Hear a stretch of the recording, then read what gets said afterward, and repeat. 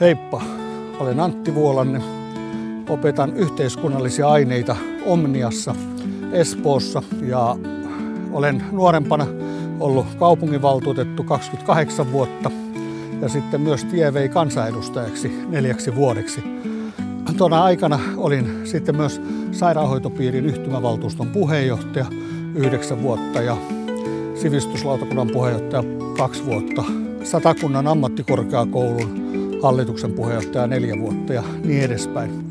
Nyt haluaisin, kun täällä olen varsinaisessa ammattityössä ollut, josta pidän todella paljon opettajana, niin myös siellä yhteiskunnallisten aineiden opettajan roolissa ja valtiotieteiden maisterina tuoda sitä kokemusta ja osaamista esiin.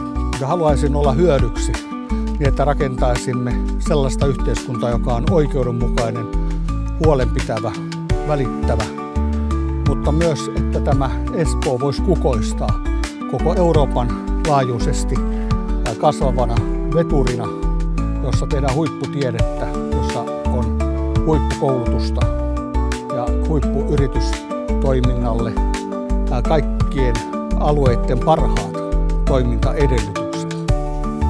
Tehdään Espoosta suuri.